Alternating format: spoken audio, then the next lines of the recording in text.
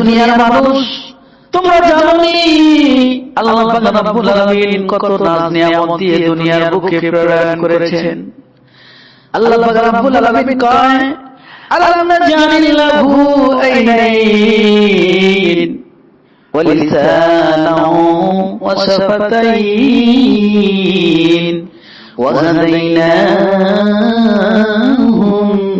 নাজদাইন। ও দুনিয়ার মানুষ, আল্লাহ পাক রব্বুল আলামিন পবিত্র কোরআনের মধ্যে ডাক দিয়ে বলে আলাম নাজআল লাহু আইনাইন, আমি আল্লাহ তোমাদেরকে চক্ষু দান করেছি, এই চক্ষু দিয়ে ভালো কিছু দেখবে।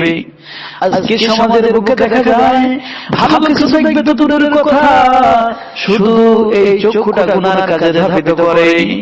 যখন তুমি বাসায় থাকো নেক্সট সুরতে পিতামাতার খেদমতে যাও, নেক্সট সুরতে পিতামাতার দিকে তাকাও, আল্লাহ পাক রব্বুল আলামিন তোমার ওই আমলনামায় কবুল হজের সওয়াব লিপিবদ্ধ করে দিবেন। আর আজকে দুইখানা চক্ষু পেয়েছি আল্লাহ পাক রব্বুল আলামিনের নিয়ামত। এই চক্ষু দিয়ে যখন আমরা বেগানা মেয়ের দিকে তাকাই, গুনার কাজে যখন চক্ষুটারে ব্যয় করাই, এই বেগানা মেয়ের দিকে তাকার কারণে চোখের যে জানা করি, এই জানার শাস্তি আল্লাহ পাক রব্বুল আলামিন দুনিয়ার বুকে দিবেন।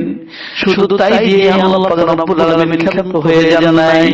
আল্লাহ পাক রব্বুল আলামিন দুনিয়ার বুকে এত নাজ নিয়ামত দিয়েছেন। ওয়ালিসানা ওয়া শাফাতাইন, আল্লাহ পাক রব্বুল আলামিন কয় ও বান্দারে আমি তোদেরকে জিহ্বা দান করেছি। শুধু জিহ্বা দান করেছি এমনটাই নিয়ামত না, আমি আল্লাহ যত ফল ফলন দান করেছি, যখন তুমি মালটা খাও জিহ্বার দ্বারা স্বাদটা বুঝে নাও, আর যখন তুমি আপেল খাও তখন তুমি জিহ্বার দ্বারা স্বাদটা বুঝে নাও। দুনিয়ার বুকে যদি তুমি ব্রয়লার মুরগি খাও এক স্বাদ পাও, আর যখন দেশি মুরগি খাও আরেক স্বাদ পাও, গরুর গোশত খাইলে এক স্বাদ পাওয়া যায়, খাসির গোশত খাইলে আরেক স্বাদ পাওয়া যায়।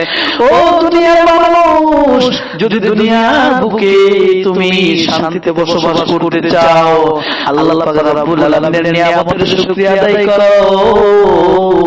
আল্লাহ পাক রব্বুল আলামিন তোমার নিয়ামতগুলোকে বৃদ্ধি করে দিবে।